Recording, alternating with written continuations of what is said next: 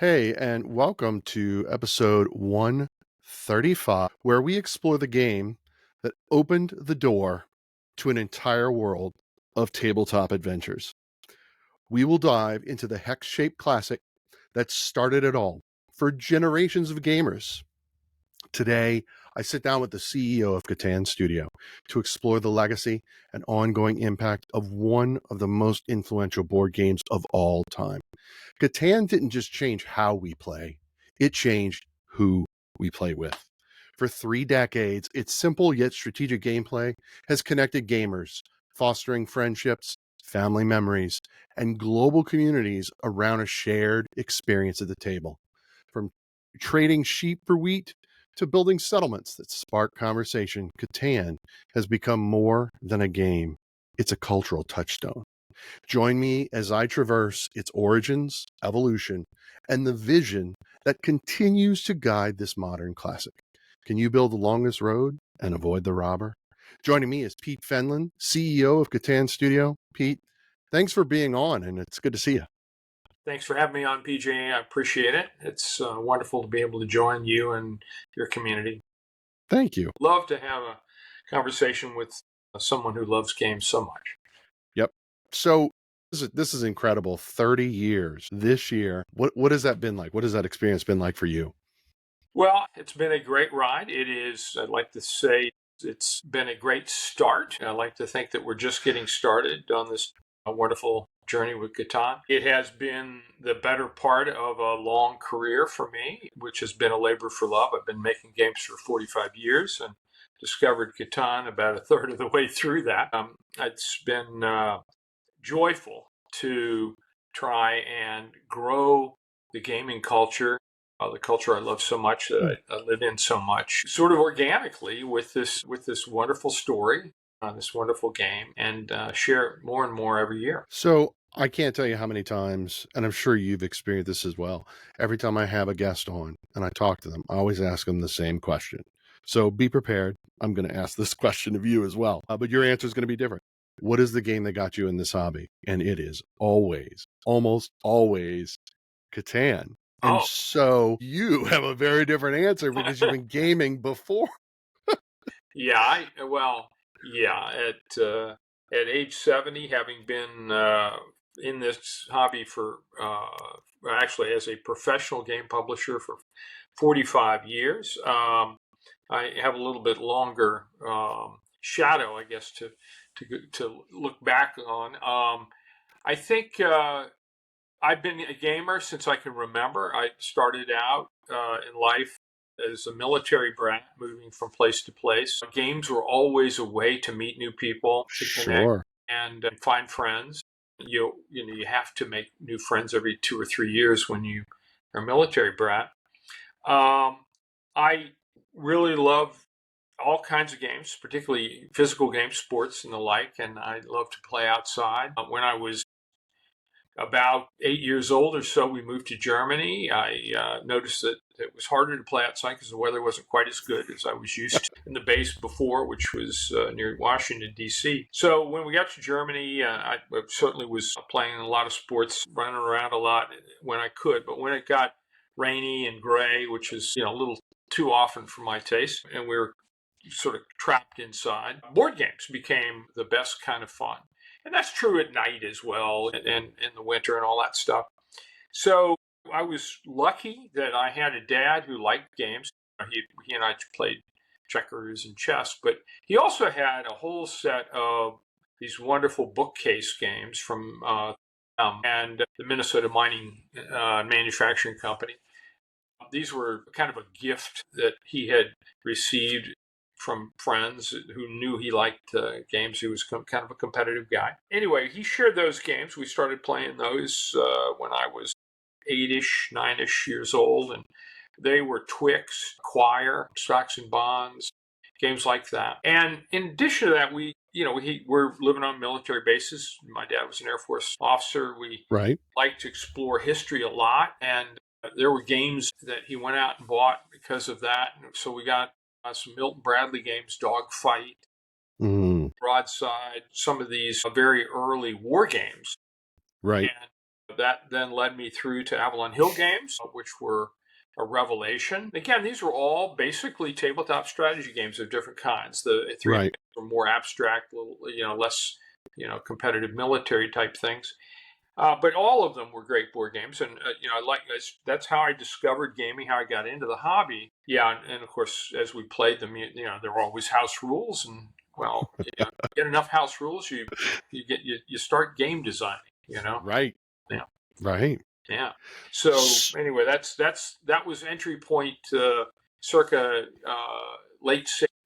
Okay, so that's in the 60s. Yeah. You had told me when we had met at Gen Con, you had dived into early D&D in the 70s, right? Is that right? Yeah. So as we moved, we ended up moving from Germany to Illinois, where I discovered sports games. I was heavily into sports, Okay. baseball player, football player, all that stuff. I discovered Stratomatic baseball and football. They were obsessions in my middle school years. And then we moved through Oklahoma and then to Northern Virginia outside D.C. And I ended up in my final 3 years in high school, a very special high school. I had a wonderful game club and had a planetarium. So, it's pretty damn cool high school. Yeah. And the game club, was pretty magical. I really enjoyed, that pursuing more board gaming, tweaking this and that. But the real interesting thing about that high school was my program. I was in a special program where the second half of my day, every day for the last 3 years of high school, was one class. And it was a class taught through time by a team of people. They would teach you the art, the music, the politics, the sort of historical background, all the stuff that, the liberal arts or human arts of a culture by culture through time. So we started with Mesopotamia when I was a sophomore in high school. We ended running a mock presidential election for the whole high school at the end of our senior year. And so at the end of each segment, Mesopotamia, Egypt, Rome, whatever it may be, Greece, Rome, we had role playing. That we wrapped up the segment by kind of role playing the historic culture. And that you ended up in the French Revolution, for instance. I think I was a cardinal, in swept up and all of that, and Sure. in a mock election, you ended up, being essentially a political operative or press person or whatever it was that you were role playing.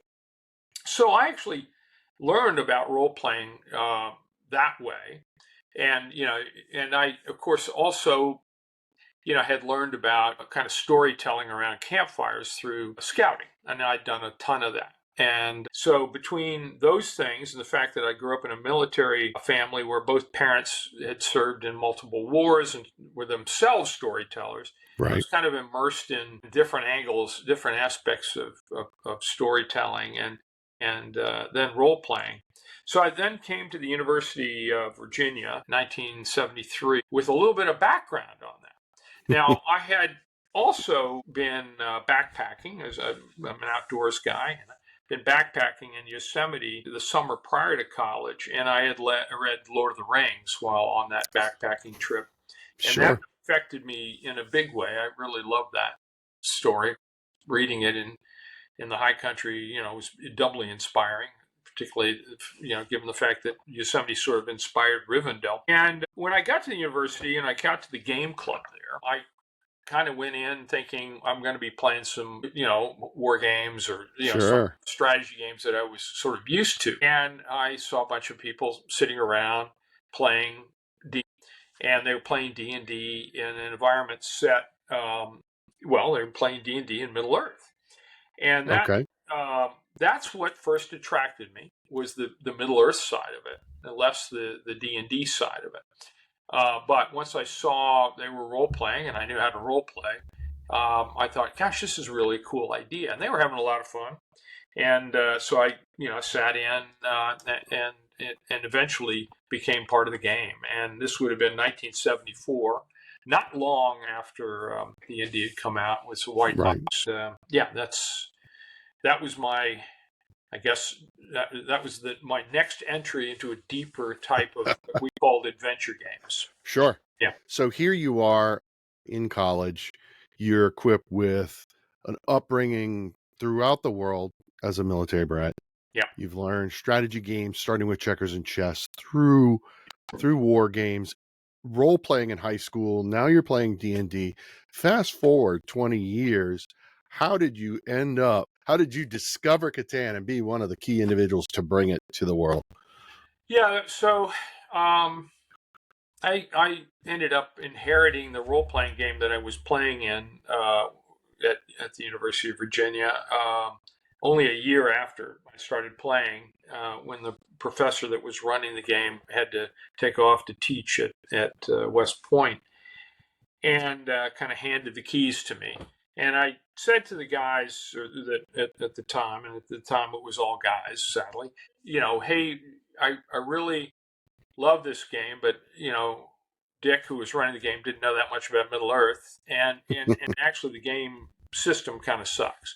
So and it wasn't because D&D wasn't brilliant, it was, but Right. it had evolved out of chainmail, and it wasn't quite yet it wasn't anywhere like the D&D of today. The really Right. well evolved brilliant D&D of today. So I resolved that we would have to start changing parts of the game to reflect Middle Earth, and also to reflect the kind of the physics of the real world. Because I'm an outdoors guy. I know a lot about history, this and that, and D&D just didn't make any sense. So we embarked on a kind of new journey, and I would introduce new game systems over the course of the next few years, and evolve that game that we were playing into a wholly new game called Rolemaster. And it was our in-house role-playing game. I ended up founding a game company out of that when my now wife, who had become a player and a principal play tester and a contributor to the game, Olivia Johnston, convinced me to talk to her sister about starting a mail order company, because her sister knew that I had designed this game, and that we had a team of folks that were playing the game, and kind of a team that might go into perhaps into business together. We had been talking a little bit about the idea, and and she knew I might want to do a mail order thing, sort of like SPI, a company that had been making games, simulations, publications. And she was a mail order specialist. She had come out of college and said, I've got the skills to maybe do the marketing or the mail order stuff if you want to start a company. That was kind of the spark, the final spark. And I said, I think I will start a company.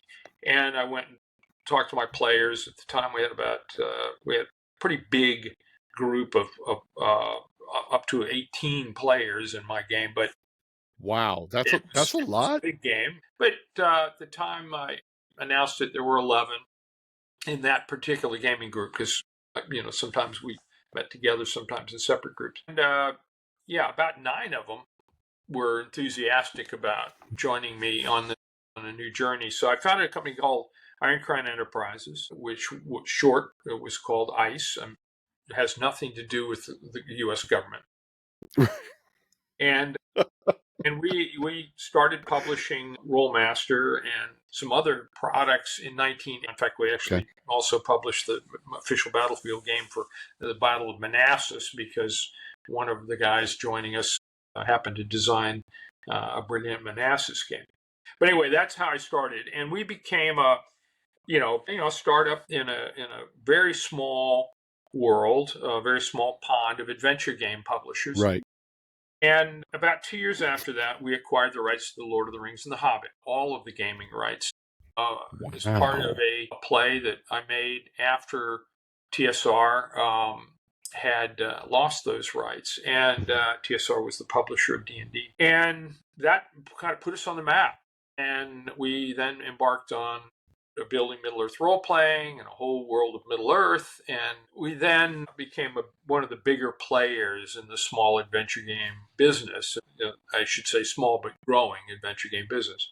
And we sort of helped that business along. the course of the next years, the following years, we began to do a lot more of our own original game publishing. We branched into interactive books, game books. We branched into board games. We discovered some really amazing European design while I was at Frankfurt Book Fair, and then later Essen Game Fair, and also at the Nuremberg Toy Fair.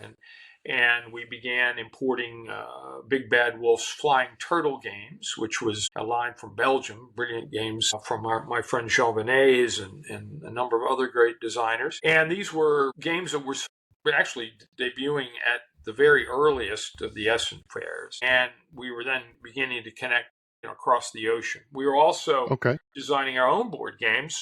Some of the Middle-earth games designed by my friends, particularly Coleman Charlton, who was my biggest partner, who's my principal partner at ICE. He was head of our design team, and Coleman had designed some really cool Middle-earth games, and some of our other guys also designed some cool stuff. Rick Britton had designed another board game, Cleric's Revenge, and so we had our own little board game line. We were importing board games.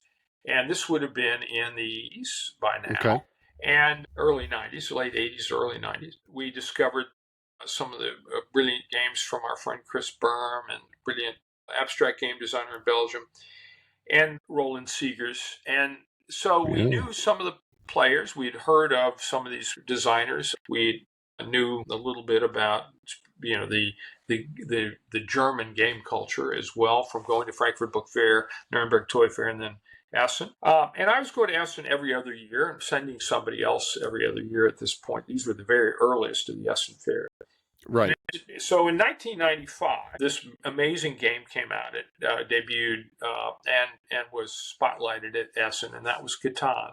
Now, coincidentally, I was not there, but I was home. I'd gone to Frankfurt Book Fair that year, and my friend Kurt Fisher had gone to Essen. But he came back and talked a little bit about what was hot there. Right. And another friend, Keywood Cheeves, who always went to Essen and who ultimately was somewhat of a legend in his own name. Right, a number of key games were later named after him. Keywood brought a number of his favorite games to our happy hour, and this was right after that year. And one of them was Catan. And we had this wonderful happy hour at Iron Crown that occurred every Friday night, where we brought all the British families in. They could have food and music and gaming, and kind of start the weekend in a collegial way. And then go off and explore the downtown of Charlottesville, because we also had outdoor music at that time, and still do. And it was just a really good way to bring the community, the ICE community, together. We played Catan the day that Keywood brought it, not a week or so after he'd gotten back from Essen.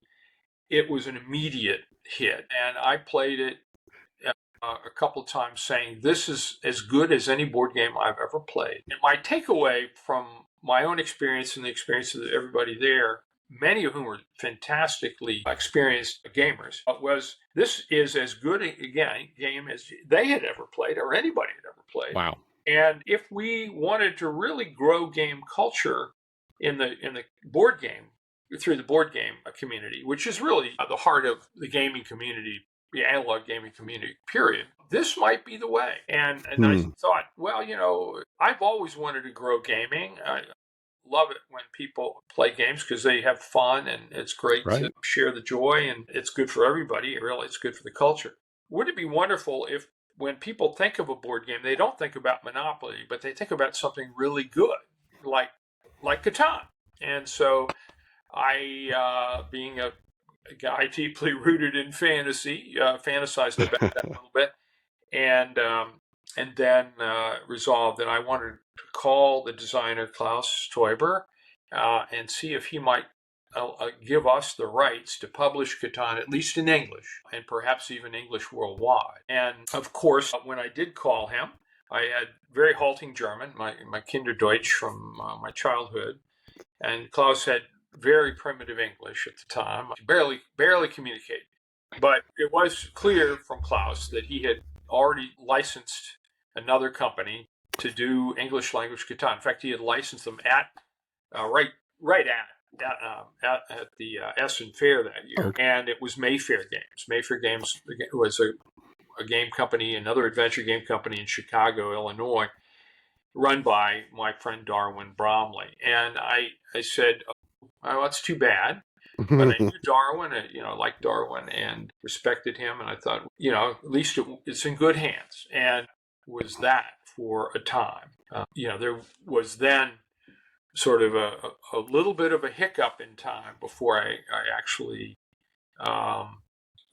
received the rights that I had sought that year, because it would be another year and change before, well, yeah, a little over a year before Darwin called me and said, "Hey, Pete, we're about to close Mayfair Games. They'd had a big disaster with the SimCity collectible card game." And, largely because, the company's run or owned by a family trust. And we want to preserve that trust for our descendants. And rather than, endanger that, we're going to close or sell Mayfair Games. And we thought, given the fact that you guys have just made a ton of money off the Middle Earth collectible card game, that you guys might be a good white knight here, particularly given the fact that I know Darwin. This is Darwin speaking, paraphrasing. He knew that I love Catan. Right. And he knew also that I loved a lot of the things that he had been doing, and train games and the like. My mother's father had been an engineer on the railroad. I love train games. So he thought, okay, this would be a good haven for it. And I know he knew me well. My mother knew his mother. And that felt like a great opportunity. I responded by saying, "Darwin, we will buy your company if we strike a good deal, and I'm sure we can, if Klaus Teuber will allow us to publish Catan. He's going to have to agree to transfer those rights to the new owners, and if he'll do that, then we'll buy Mayfair Games." And we agreed, let's try that. So I contacted Klaus. So did Darwin. I arranged to meet Klaus in Nuremberg that early January of 1997. Went and saw him. I expressed my vision that the Catan should be the thing that people think about when the word board game comes out, or words board game are expressed. Now, I need to ask a question about that conversation. Sure. How was his English and how was your German this time? It was not any better than on the phone. But the fortunate thing was in the Nuremberg setting, we had translators. And so we had, friends. And so when I met Klaus, I was also meeting some of the folks around him, Rainer Muller, Fritz Gruber, some other guys that Fritz knew English a bit better, and some of the folks from the Cosmos publishing team. And then, of course, I had German friends, particularly a friend who was a publishing partner in Germany, a guy named Gunter Doyle. And Gunter was one of the founders of a major kind of multifaceted German publishing, retail, and distribution company. And Gunter was our principal translator that day. And he's kind of helped us strike a friendship, really. And we warmed to each other, even though we couldn't understand each other perfectly. And Klaus told me, when I told him, I think that I think Catan someday can be the game people think about when they hear board game. When I told him that, and I said, I don't know that it'll be on my watch or our watch, but I think it'd be a good quest. It would be a good thing to try and make happen. He said to me, more or less, I don't know about that. I don't know that can be done, but I think you think that might be done, that it's worth trying, and I would be happy to partner with you. Yeah. Assuming that my son Guido, who happens to live in the United States, and can visit you and reassure me that what you're telling me about your company and about what you guys do is real. And so I said, well, I'd be delighted to prove that to Guido. I'd be delighted to meet him, and be delighted to go through that vetting process. And that's what we what we arranged at that Nuremberg, and it would be not 6 weeks or so before Guido and his then girlfriend, now wife, Emily, came to Charlottesville to see us and to check us out and to say yay or nay to his dad. And clearly he said yeah. He did. Goodness. Now, Guido was a young guy. He was been exploring the New World in Mexico and then the United States, fall in love with an American, was moving from New York to New Orleans. His wife was going to grad school. He was going to get a late start as an undergraduate at the University of New Orleans. And he was a very, very curious guy, very adventurous guy. And I hit it off with him right away. Shared all kinds of common loves of different music and culture. We were both curious souls, and as is his wife Emily, and as is my wife Olivia Johnston. We all found friendships that we still cherish today. Catan, in a sense, was just the glue that bound us. But initially, but yeah. So here's a question, because the time period you're describing is when I get introduced to the game myself. Okay. It's like that 97 to 99. And I remember it was the Settlers of Catan, and we referred to it as Settlers. Hey, guys, you want to play Settlers tonight? It was always Settlers. Well, are we playing with the City and Knights expansion? Yes. Right. So it was, and that conversation still is today. Are we playing the game with such and such? Whatever game you're talking about, are we playing with the expansions, right?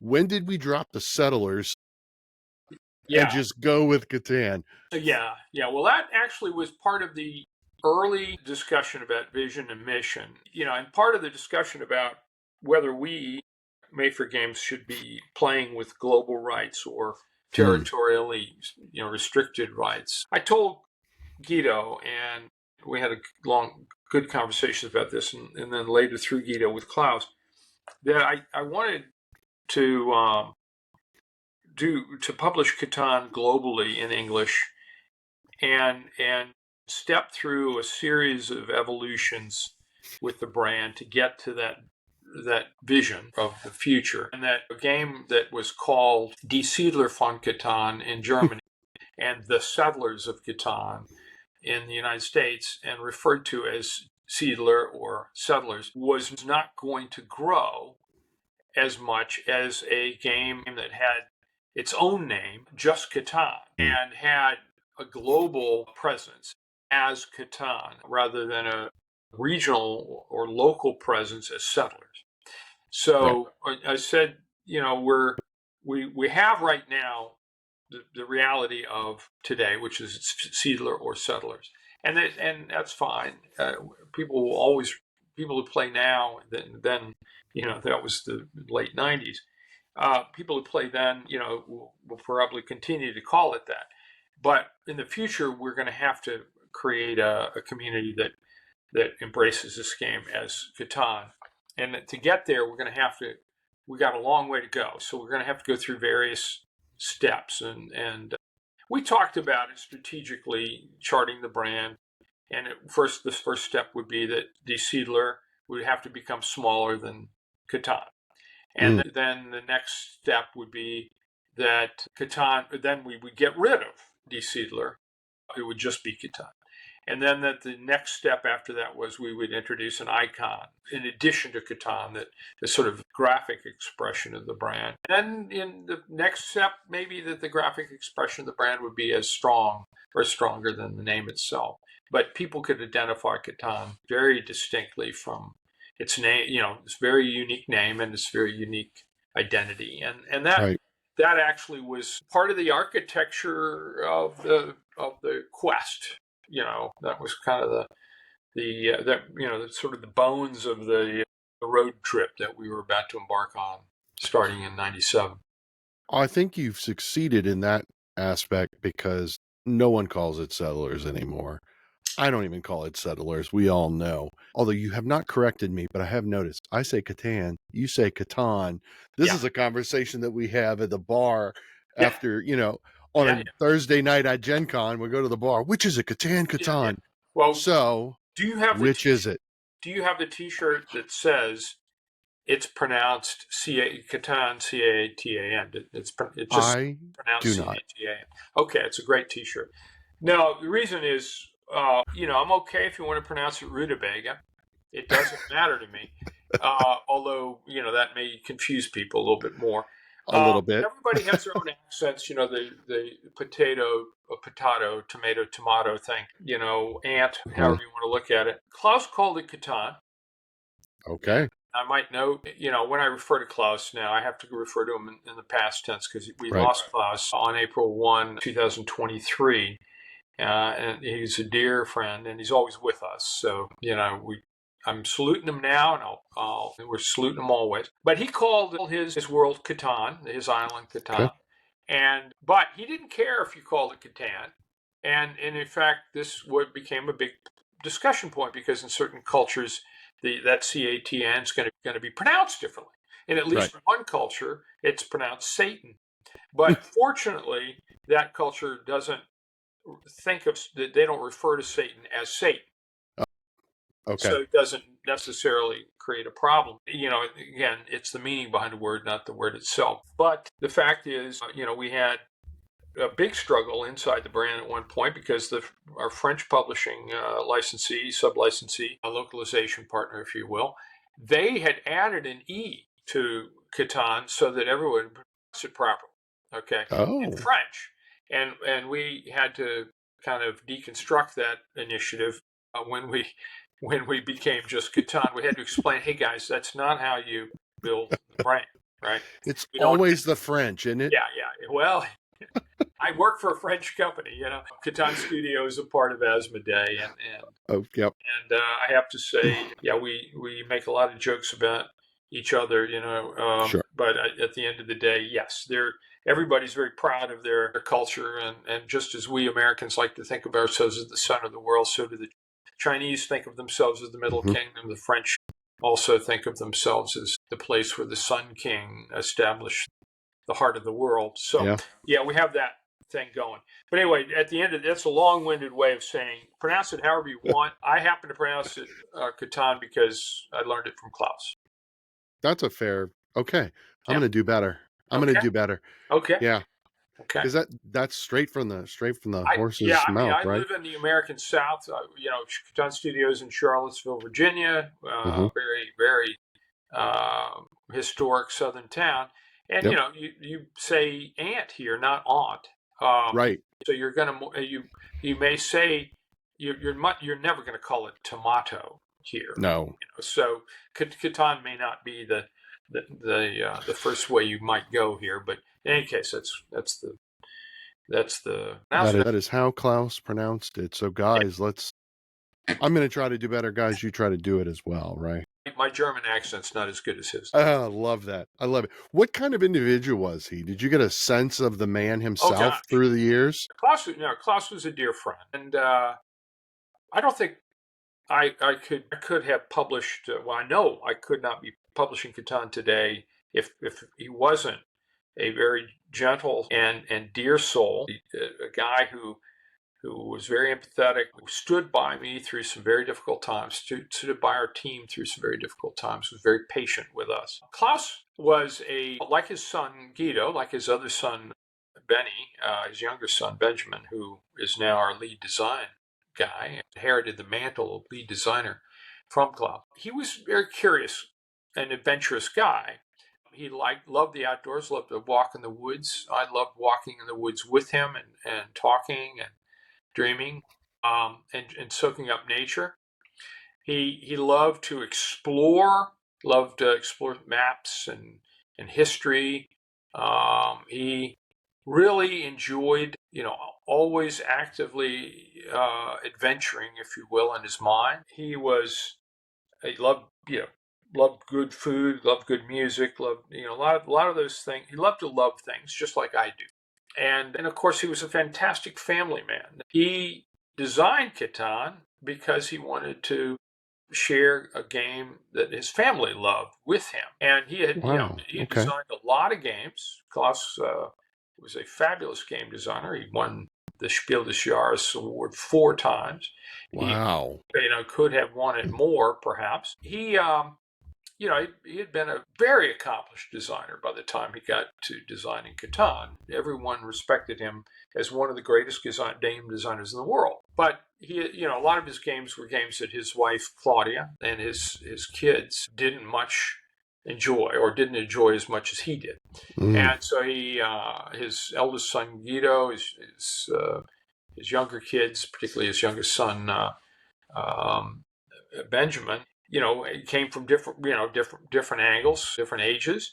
Obviously Claudia had her own interests and tastes. Sure. So Klaus wanted to create a game that would appeal to all of them. And actually, it became kind of a family experience. He designed this game and actively play tested with the family, rigorously play tested with the family, and stripped it down from its original, very kind of deep design to the Catan of today. Anyway, it basically speaks to the family man that he was, the love of his family. And he loved community. He loved his home in the Odenwald near Darmstadt. I love that area. Rossdorf was his home village. And so he loved that region. He was very rooted in that. And he did travel. Didn't like to fly much, but he did travel a good deal. He loved, Italy, loved wine country, loved, the Mediterranean, loved, the adventure of visiting islands, just like you might think. He loved Iceland, particularly like Iceland. He loved those cultures of the north as well, the seafarers of the north.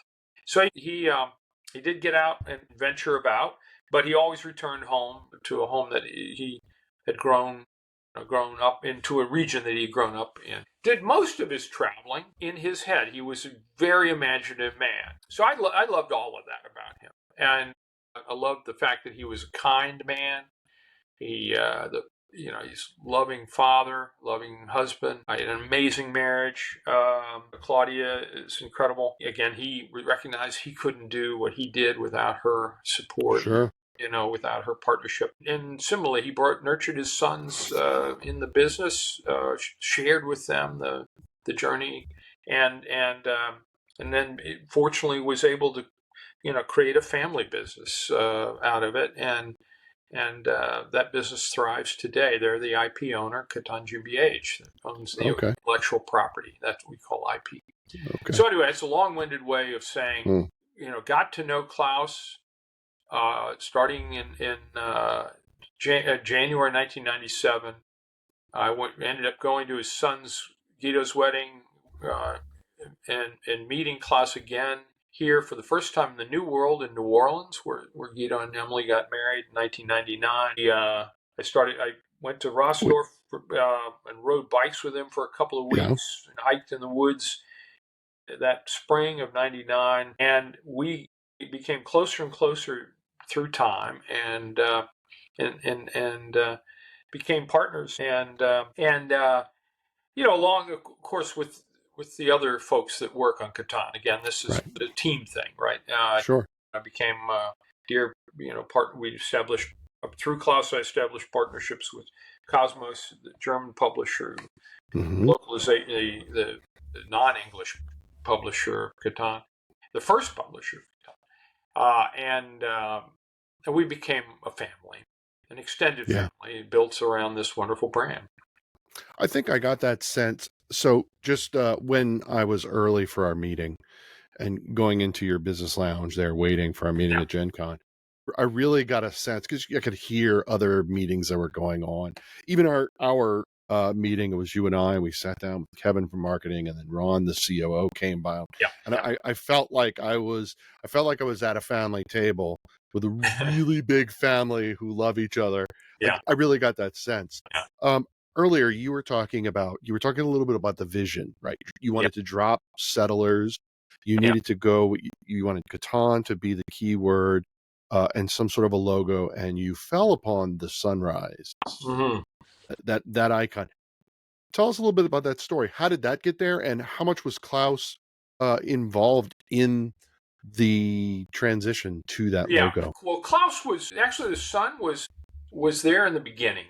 On the original, it's always been on the box. It was in fact Klaus sharing that emotion with his then partner Rainer Muller, who Rainer also contributed a great deal to the Catan that would be published in 1995. Right, and with his family. Klaus lives on the edge of a forest and on the edge of a meadow. Beautiful nature there in the Odenwald area, and he loves nature. He loves the idea of waking up and seeing a great sunrise over the hills, Mm-hmm. and wondering what's going on, uh, over the hill there. Same way as I love, the song "Somewhere Over the Rainbow." I also Right. that idea of what's going on over the hill or over the rainbow. Right. So the sun for him was an expression of exploration. Mm. The sunrise, it's like you wake up every day and you explore the day. You want to adventure through the day, and if you're out at sea looking for a new home, or on the land on a trail looking for a new home, that's a particularly moving thing. It is. Klaus, looked at that sun rising over the horizon and said, "That's a great expression of the story that kind of inspired me to create this game," which was the idea of going out with a community of friends and family and finding a new place to make a better life and a better world, and that's really at the heart of Catan. Wow. That's beautiful. I don't know that I could put that any better. Yeah. Thank you for that. I'm also thinking about listening to you talk about thinking about all the different iterations just that I'm aware of that I've played. Struggle for Rome, Mm-hmm. right? It was Stone Age. Was it Stone Age of Catan where you had to build Solomon's temple? No, that's you. What was that? A little bit of a mashup there, but yeah. Right. So we had Settlers of the Stone Age, and that was the English title, and it is now the Dawn of Humankind. It evolved quite a bit in between those two titles. Right. At the core, the same game design, highly evolved, and the current Dawn of Humankind. But these are standalone games, a historical narrative, right, or prehistorical narrative. Right. Then we had some other games that have sort of more different types of themes, right? We have science fiction games, the Starfarers of Catan being the greatest expression of great standalone. We've also done some cross-branded storytelling with Game of Thrones, Game of Thrones Catan, and Star Trek Catan. By far one of the best Star Trek board games that's out there. Well, it was pretty fun. And so Catan is a dynamic collection of stories. In fact, we like to think of it really as a lifestyle brand built around a great board game. The red box, the Catan, the game being the core, nucleus of the brand. So what, if you can say, what's next for Catan? Wow. Well, I'm sorry, yeah, Catan. no, it's okay. Catan. Yeah. I said I was going to do better, Catan. Yeah, no, it's all good. If you just buy a case of Catans every time you mispronounce it, that would be so. As far as what's next, like I say, we're just getting started. We've just brought out a new edition of Catan, the 6th edition. It is referred to more broadly as the next edition because in Spain or in Slovenia or in any of the 40 some markets where there's a different localization of Catan, it's a different number of editions, right? So it happens to be the 6th English language edition. But that new edition is out. It's the best edition yet by far. It's the edition that we like to think will conquer the world. So that's just getting out into the world. And we debuted it in spring with focus on the core market. It'll be only appearing in the mass market in a lot of areas later this summer or really in the autumn, although you can find it, say, for instance, in Barnes & Noble or Amazon, of course. What would you say to folks who already have a copy, and why should I buy the newest version? Well, it really is substantively the best product we've ever built. It's, first of all, the box has been fully redesigned so that you can accommodate the expansions, so you don't have to carry around a ton of boxes and things like that. It's really, it's a smart design. It does not involve a lot of plastic. We've tried to get rid of as much plastic as we can. It doesn't have shrink wrap, for instance. It has a whole, sensibility because it's more sustainable. And we have lovingly revisited every single component to make sure that the supply chain reflects that. We also, the new edition has all new art. It's the best art. Of course, art is subjective, very subjective. So it's a different type of art. I would say it's the best art for the moment that we've ever had. Extremely vibrant art. It's very beautiful art. It's also much more gamified art. There's a lot of storytelling in the art itself. It feels more like Catan, the game. The hex. There's a hex theme in there. There's the moving of different resource areas, different terrains in the storytelling there. So that's really super fun. There's the homage to Klaus, the Easter egg, because Klaus is central to the picture on the Catan box now, and that homage is extremely important to us. The pieces are, our wooden pieces are updated in every way where we felt they needed an evolution in the expansions. There are a lot of really beautiful new wooden pieces. And even in the core game, we beefed up the roads. They're a little bit bigger so that you can pick them up, play with them, manipulate them better. So the game looks better. It feels better. It's got a much higher level of utility.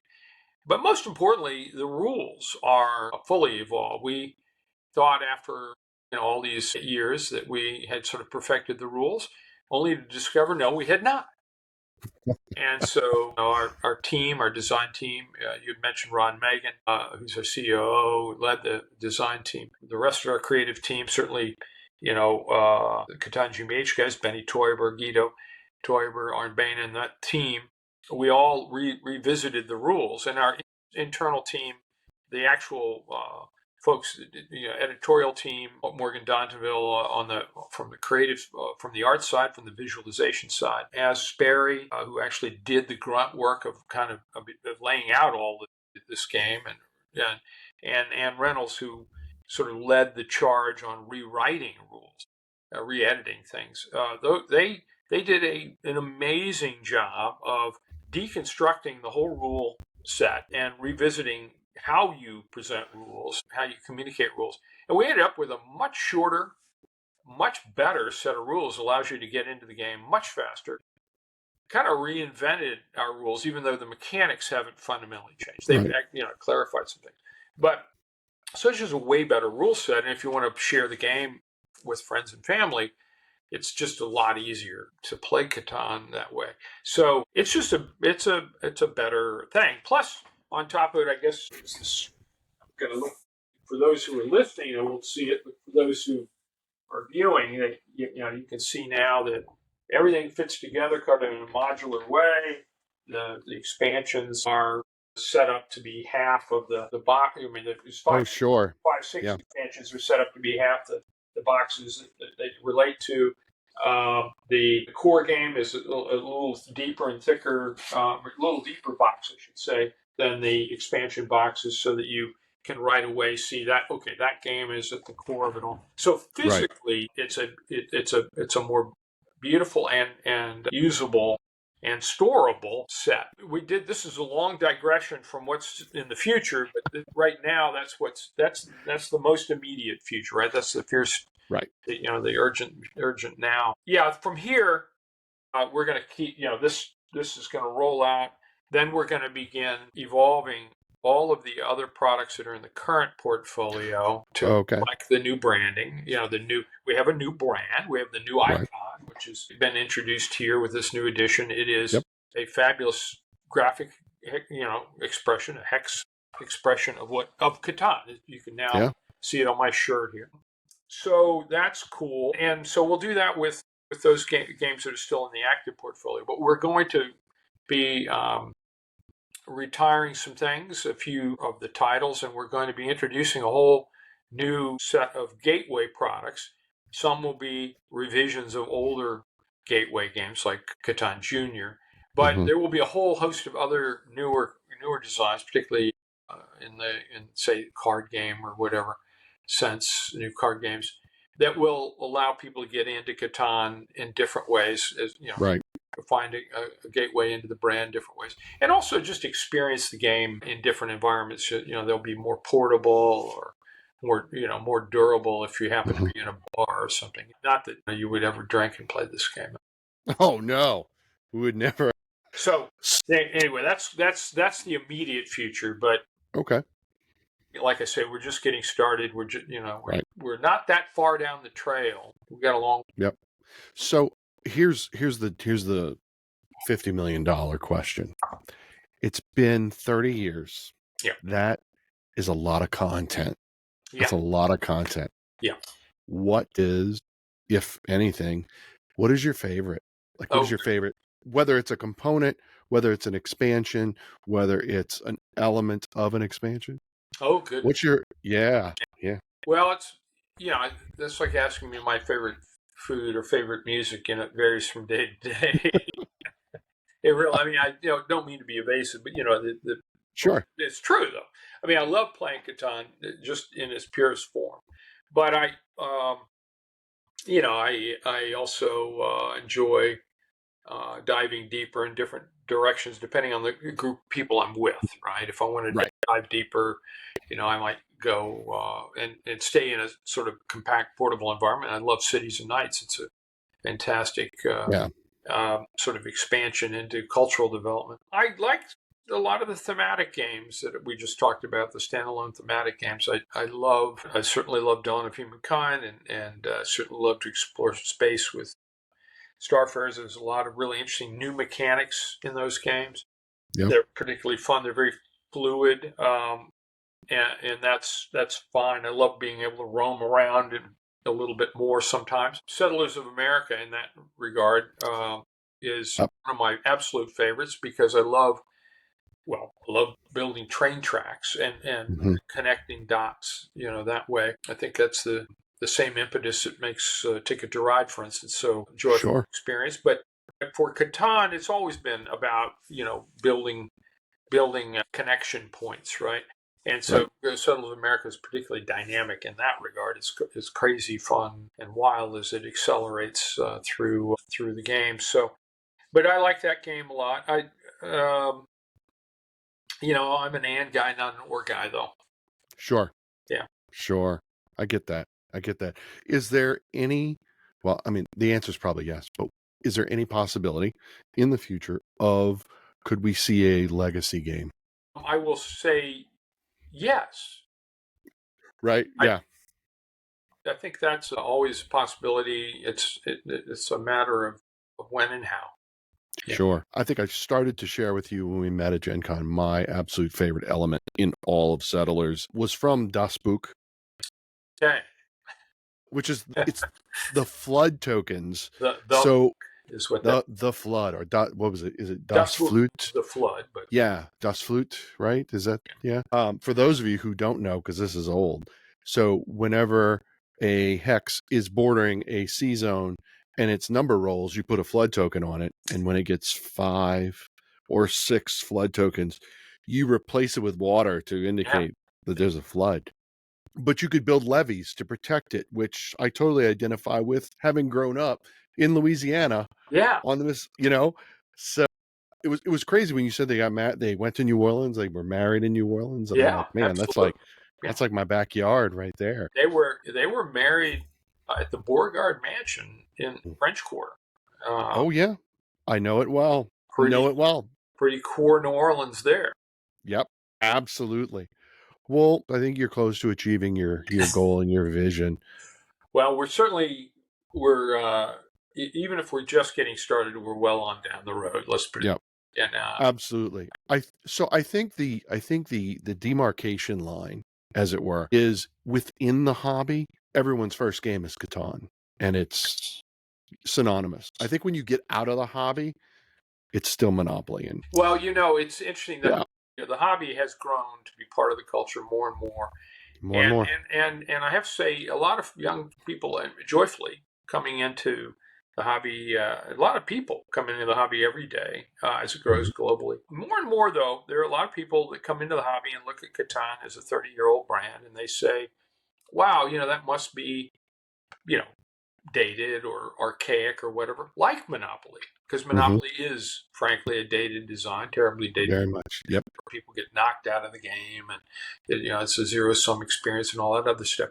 Catan is not like that. Catan actually is, at this very moment, as great a game, as preeminent a design as it was when Klaus first gave it to us in 1995. It is a game that remains timeless, remains as good as any game uh, there is even now.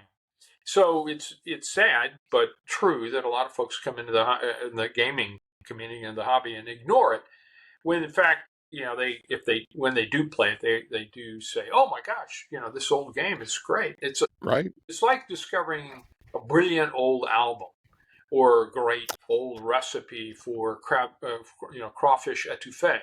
Yes, It's timeless, right? It is. Oh my it gosh, is. this is fantastic, even though it's a little bit older in terms of years, right? And Right. and that's kind of good, because you think my grandmother and my grandfather, they're still pretty cool sometimes. Exactly. They've got a lot of good stories to tell, Yep.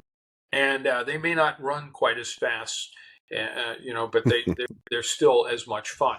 So Yep. the fact of the matter is that one of our big missions also in exploring communities and connecting people with Catan is connecting people within the game community who have not yet paid attention to it because of its age. So Sure. anyway, it's a part of just cultural development. It's just normal, and Yeah. we're excited about the fact that there are so many people that we might bring new joy to. I was prepared to, before we met, I was prepared to ask you why you think Catan is so sustainable and, like, Mm-hmm. as a core game. But I really feel like anyone who's listened to this conversation, they get it, you know? Well, I hope so. I hope so. I, so I didn't have to ask because I felt like you answered it Well, and I was like, I wow. do have a thought about that, because we some years ago we were asked. We ended up a bunch of us working to co-design the game design merit badge for scouting, and Right. that was a joyful project because I got to connect, a lot of my favorite things in life, Catan and scouting, one shot, and also introduce a lot of young people to games and to what makes games special. So Catan actually ended up being central to that story, because Catan does embody what we like to think are all of the top 11 features in a great game. The first two, incidentally, are fun. That's why it's not just 10. And of course, it dials up to 11. It does. Yeah, always. So but at its heart, it's time. It's temporally short. It's not a particularly long game. It's very accessible. It's very time efficient. It's very social, extremely social. Allows you to interact with the other players.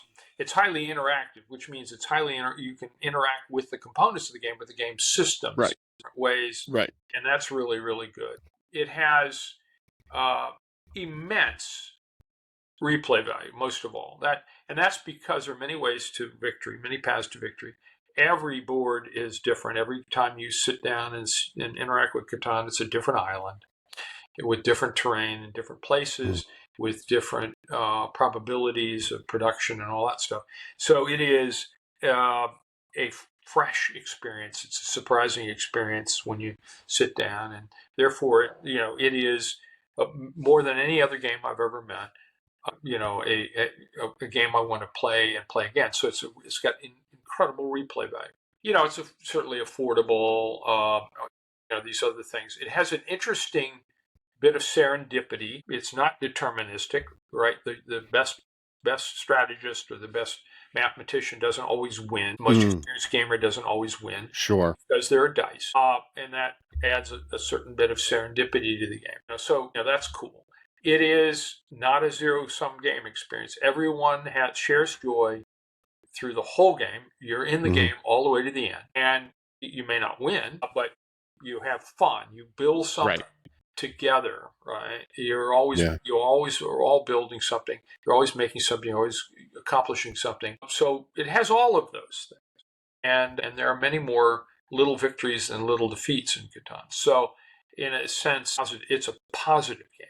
So yeah, that tells you it's got special sauce, whether you knew it or not. That's right.